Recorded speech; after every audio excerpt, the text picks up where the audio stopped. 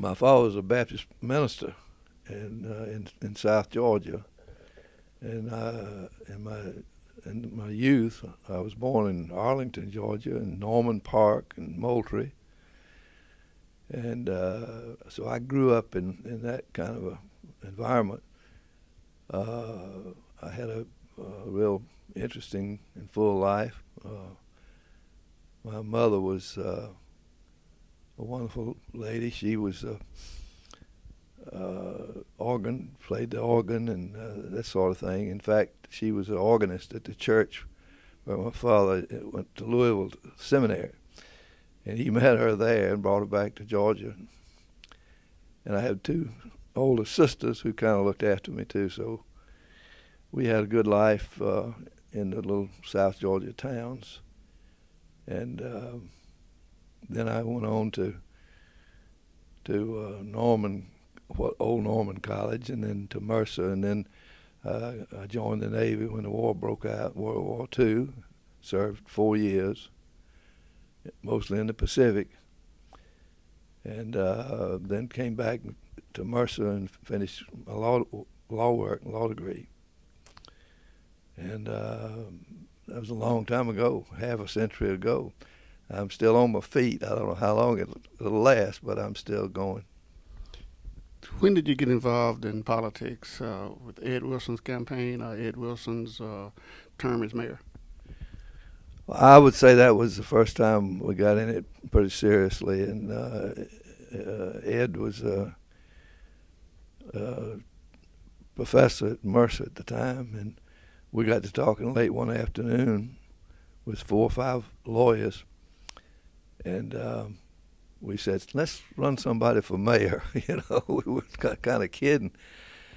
And nobody volunteered. Finally said, Ed was just sitting there quietly, said, hey, that's the guy.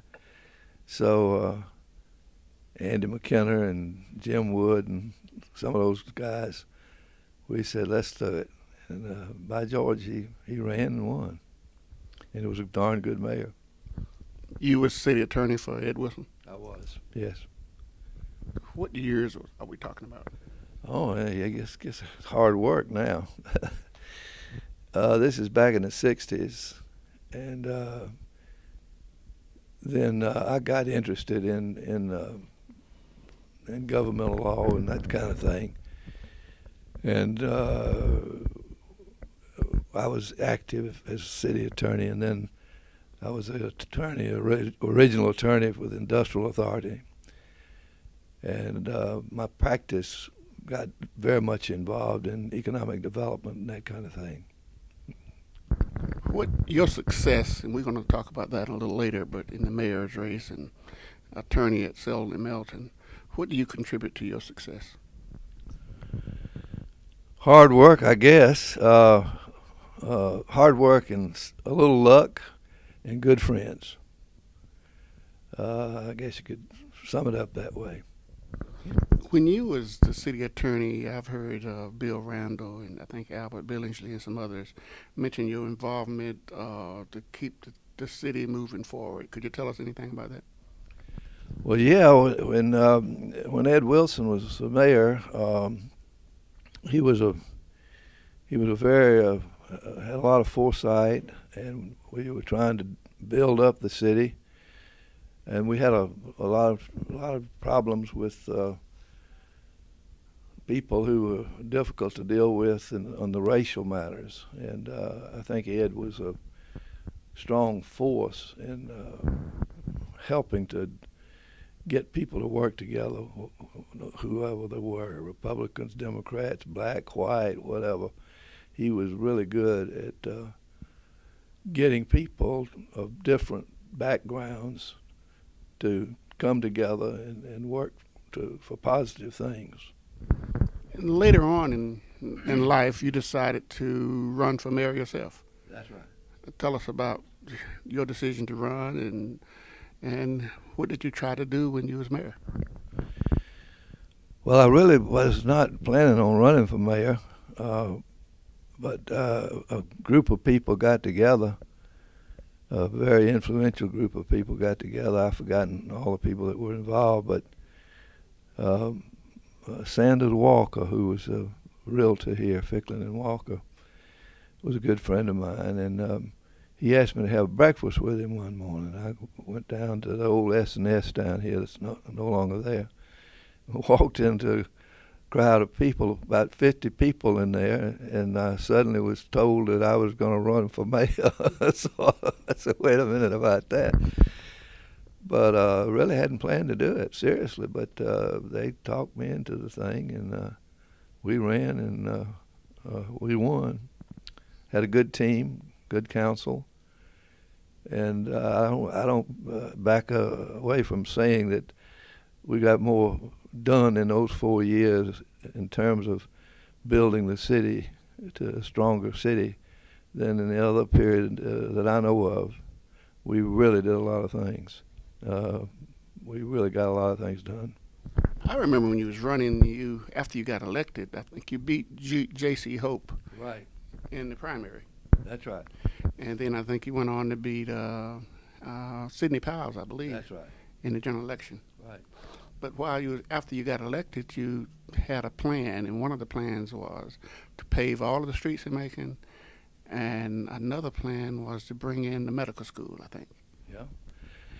Those were two important elements of my journey through that 4-year period of time. I felt very strongly that it was ridiculous to have I think it was 70 miles of unpaved streets, and it was just ridiculous. It costs more to maintain a dirt street than it does to properly paved street. And besides that, people would slide into the ditch when it was wet, and emergency vehicles would have trouble getting into the various neighborhoods, and it was really ridiculous just to have these unpaved streets out there.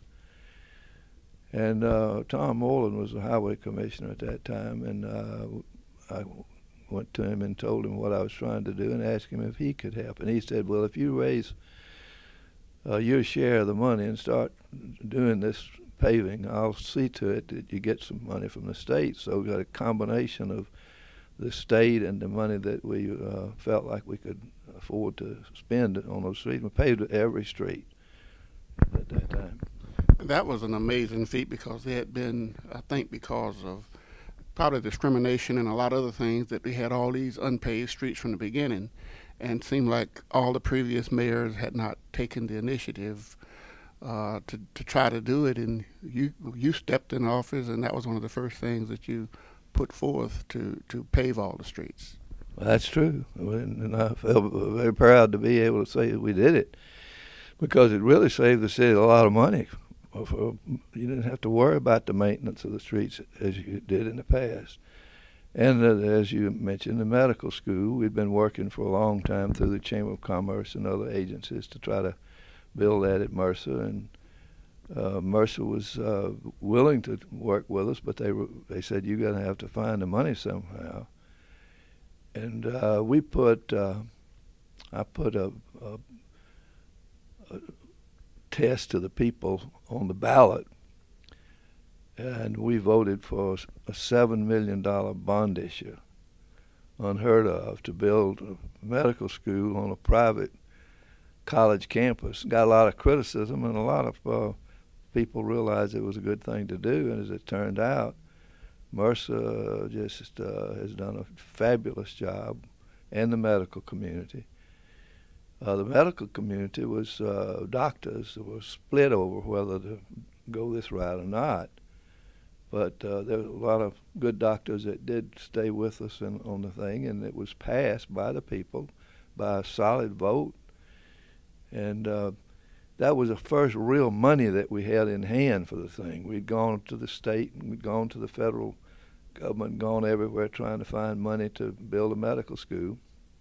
And Mercer had said, we'll tackle it, but we don't have the money to build this medical school. So that's how it got in my lap, and we came up with the idea of just a bond issue to the people would tell us whether or not they wanted the medical school.